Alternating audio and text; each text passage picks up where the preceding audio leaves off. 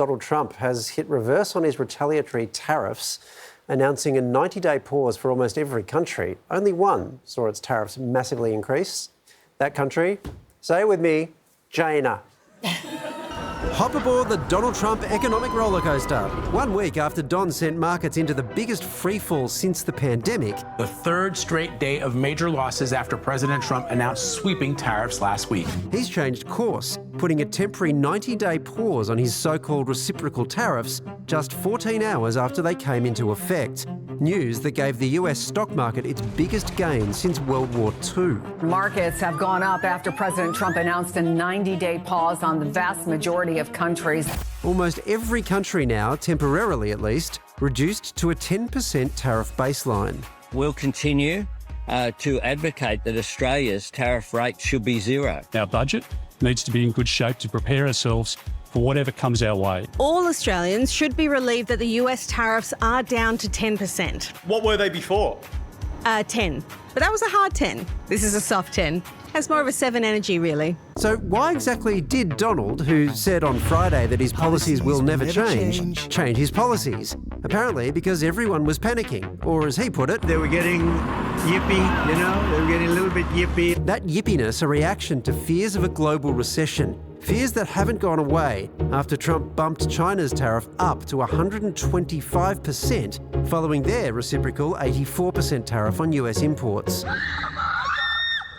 And while things might not look as bad as they did 24 hours ago, companies are still in this moment of suspended animation. Trump's reverse course coming as a shock, at least for those not following him on social media, where just before the announcement he told followers they should buy stocks, a move some are calling insider trading. Could Trump be in trouble for violating securities law?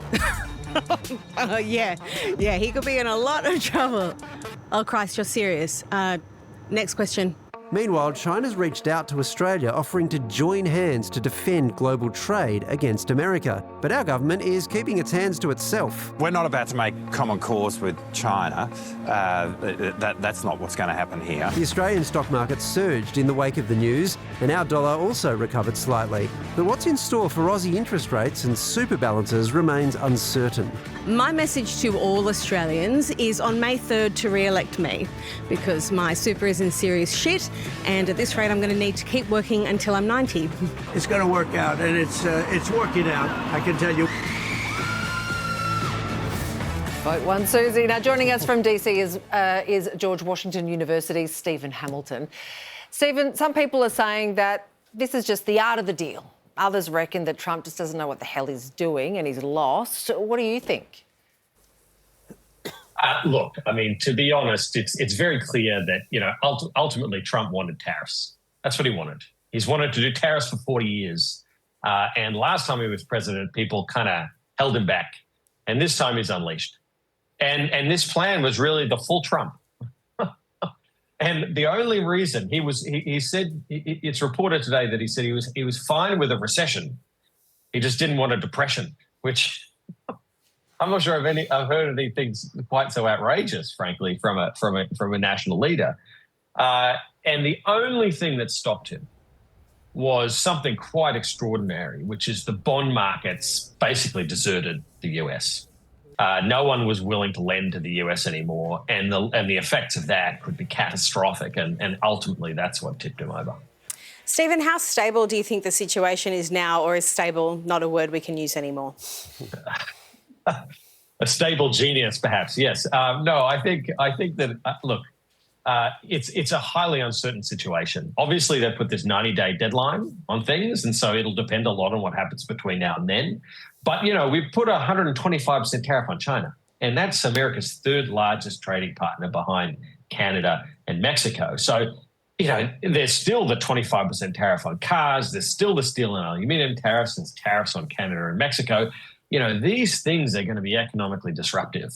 And obviously, a lot of US consumers and businesses are going to be thinking, wow, what happens next? What do I do? And if everyone kind of holds back, that's the sort of thing that could cause a big economic shock. And that's the sort of thing, even if it's in America, that could kind of find its way to Australia. Steve, you just said we put a 125% tariff on China. I thought you were Australian, mate. I mean, in this era of nationalism, why are you a traitor? I'm sorry. Well, I've got to be careful now in the US regime what I say, who I'm loyal to. So, but yes, no. The US, the US government. Yes. All right, thank you for clarifying. You can keep your passport. Let's stay with Australia, the thing that matters here. Just a few days ago, by that I mean the government, various economists at our banks were talking about multiple, perhaps 4 or 5 rate cuts in our interest rates this year. Do you think that will still happen, or some version of that? I think one thing is clear is that the path of rate reductions is much faster than we thought a month ago. So that's definitely the case, I think. I mean, I don't think anyone would disagree that things are going to speed up more. The question is just how quick. And there's a lot of uncertainty here. So, this affects Australia in lots of different ways, right? I mean, China's going to have a whole sorts of goods it needs to get rid of. It might flood Australia with those goods, which actually lowers interest rates, right? It sort of helps the RBA. It lowers inflation.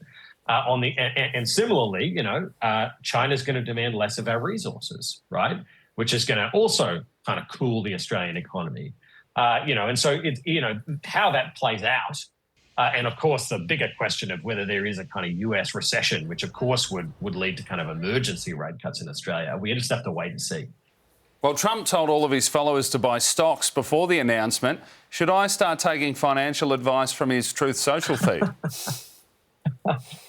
Yeah, that's right. And more disturbingly, just before the announcement became public, we saw a big spike in these call options, which is a bet that that the market would recover.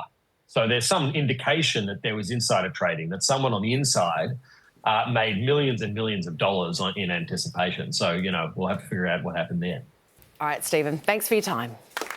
Cheers.